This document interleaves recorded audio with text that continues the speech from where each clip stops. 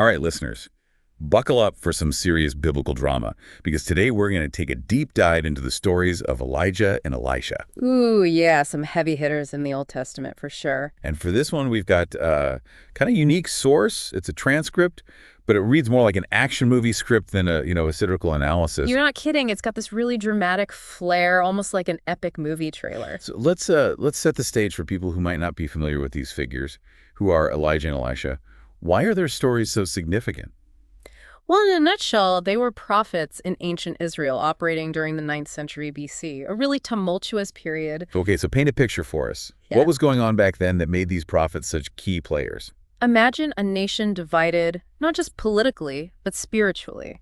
So like internal conflict on multiple levels. Exactly. King Ahab, who was influenced by his wife Jezebel, was promoting the worship of Baal. Baal. Now that name rings a bell. Wasn't he like a Canaanite god? Right, a Canaanite god of fertility. And this was a direct challenge to the worship of Yahweh, the God of Israel. So basically a clash of cultures and beliefs with Elijah and Elisha caught in the middle. Yeah, you could say that. And our source material really throws us right into the thick of it. How so? Well, Elijah bursts onto the scene, this mysterious, almost mythical figure, and immediately confronts Ahab with a prophecy of drought. Whoa. Talk about making an entrance. Right. And this drought wasn't just a minor inconvenience either. Yeah, the source makes it clear that this was a serious power move. In a land where rain meant prosperity and survival, a drought was a direct challenge to Baal.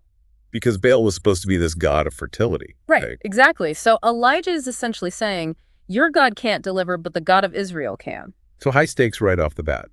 But it wasn't just about proving who has the stronger God, was it? No, it goes deeper than that. It's about the very identity of Israel. Who are they going to follow? What do they believe? And Elijah and Elisha become these pivotal figures calling the people back to their covenant with God. Wow, so there's this epic backdrop of spiritual warfare playing out. And the source doesn't shy away from the dramatic details, does it? No, not at all. It's actually one of the things that makes this source so engaging. For sure. For sure. Mm-hmm. Like the story of Elijah and the widow at Zarephath. Oh, yes. That one is powerful.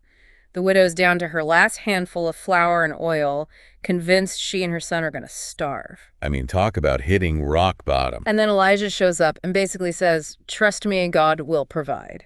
It's a story that speaks to the power of faith in the face of absolute scarcity. Right. And the source really emphasizes the widow's initial skepticism. I mean, she's understandably doubtful.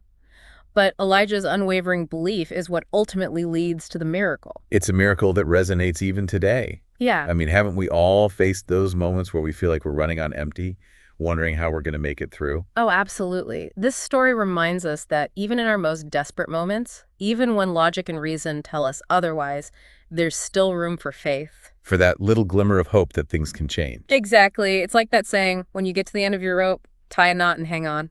And speaking of hanging on, the story takes a pretty intense turn with the showdown on Mount Carmel. Oh, yeah. This is where the source really pulls out all the stops. It's like a scene straight out of a Hollywood blockbuster. 2 altars, the prophets of Baal frantically calling on their God, the tension building, as everyone waits to see who will answer. And I love the detail about Elijah drenching his altar with water, making it even more impossible for fire to ignite. Talk about a bold move. Right. He's like, I'm so confident in the power of God that I'm going to make this challenge even harder. And of course, the fire descends, consuming the sacrifice, the altar, even the water. It's a display of power that leaves no room for doubt. And you can practically hear the gasps from the crowd. It's a decisive victory for Elijah and for the God of Israel. The victory is often short-lived, isn't it? Sadly, yes. In this case, Jezebel.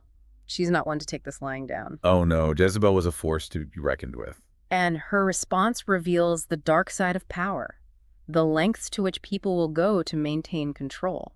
So what happened? She threatens Elijah's life, forcing him to flee into the wilderness.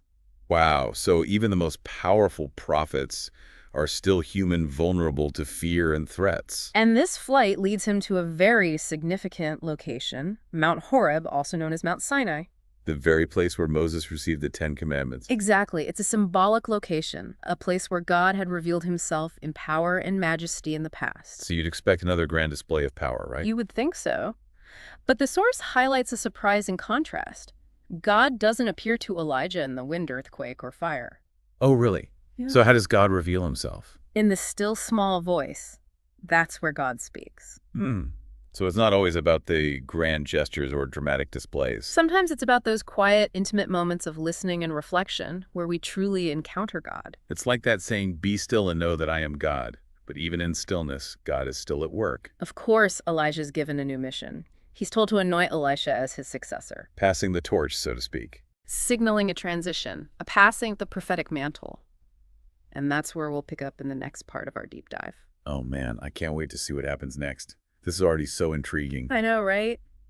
These stories are just packed with action drama and spiritual insights. So listeners, make sure you tune in for part 2, where we'll explore Elisha's journey and the continuing saga of Ahab's dynasty. It's going to be epic. Okay, so last time we left off with Elijah being taken up to heaven in a whirlwind chariot of fire. Quite the exit. You know, it makes me think of those old superhero comics where the hero just vanishes in a puff of smoke. That's a great analogy. But Elisha, he doesn't just stand there gaping. He picks up Elijah's mantle, and it's almost like he immediately steps into those shoes. The source really emphasizes that sense of continuity and transition. Yeah, like he knows he's got big shoes to fill, but he's ready to take on the challenge. And what's interesting is that Elisha doesn't try to simply imitate Elijah. He does his own thing. Exactly. He's got his own style, his own way of expressing his prophetic gifts. Which makes sense. Yeah. You know, God uses different people in different ways. Right. There's no one-size-fits-all model for a prophetic ministry. And some of the miracles attributed to Elisha are pretty wild. Hmm. Like healing a poisoned stew just by tossing in some flour. That's gotta be my favorite. Or how about the time he makes an axe head float? I mean, come on. Defying gravity. It's like those stories are saying, look, God's power can show up anywhere, even in the most ordinary things. Exactly. In the everyday and the seemingly mundane aspects of life. Right. It's like a reminder that God's not just some distant deity. He's involved in the details. And that even those details can be miraculous. But miracles aside, the political drama continues.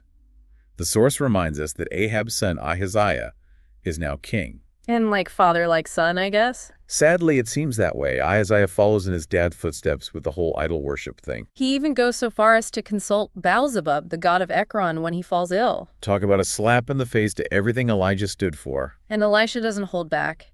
He delivers a death sentence to Ahaziah straight from God.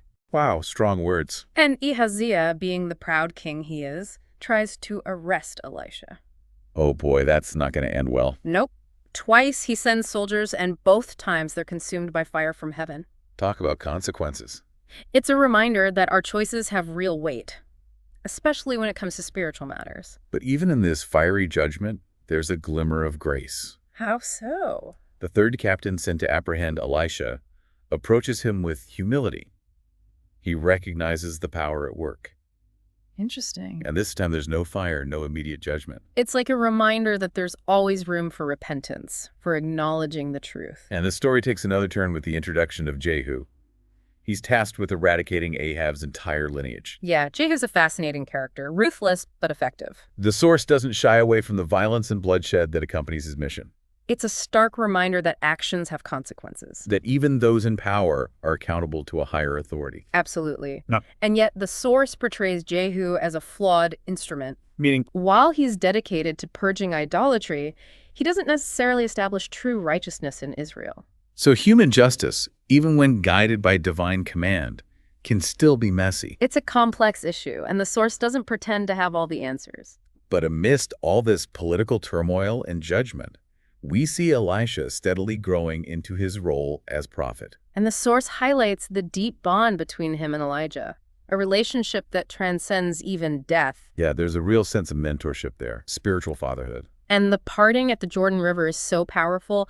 Elijah strikes the water with his mantle, it divides, and they walk across on dry ground. Like one last epic miracle before Elijah departs. And Elisha's cry, my father, the chariots and horsemen of Israel." It's just heartbreaking. And the symbolism of Elisha picking up that fallen mantle and using it to part the waters himself. It's like he's saying, I'm ready to carry this torch to continue the work. And yet he's not just a copy of Elijah.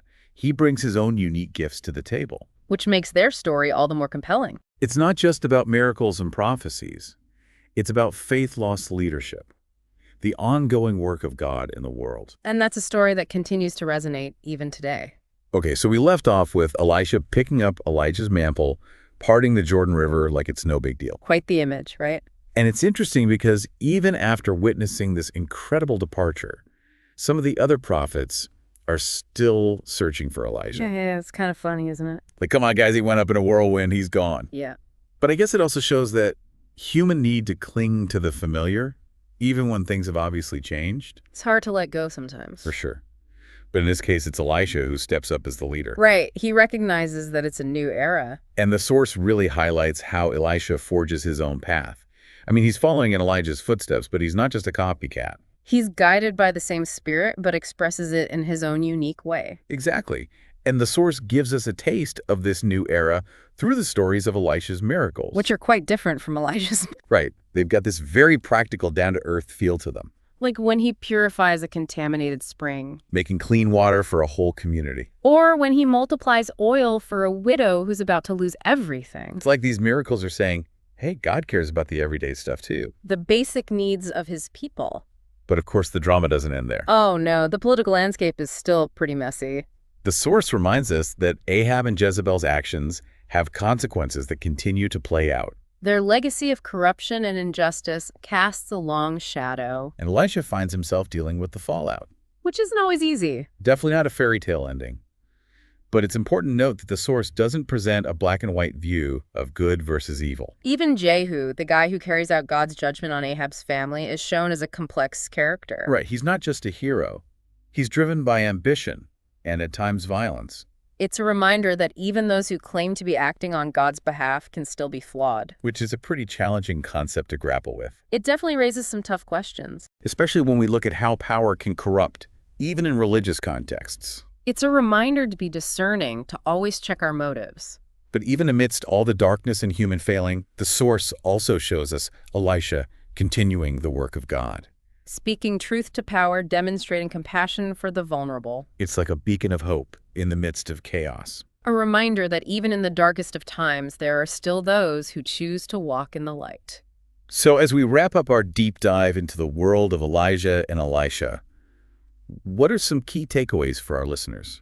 Well, I think one of the most important is that God is still at work in the world, even when things seem hopeless. He's working through ordinary people in ordinary circumstances to accomplish his purposes. And we're all invited to be a part of that. We might not part rivers or call down fire from heaven. But we can all make a difference in our own way. Whether it's showing kindness to a stranger or speaking up for justice. Or simply listening for that still small voice that guides us. And remember, we don't have to be carbon copies of Elijah or Elisha. We each have our own unique gifts to offer. Our own way of expressing our faith and making a difference. So find your calling and live it out with passion and purpose. That's the legacy we can all leave behind. And that's a wrap on our deep dive into the world of Elijah and Elisha. Thanks for joining us on this epic journey. Until next time, keep seeking, keep exploring, keep diving deep.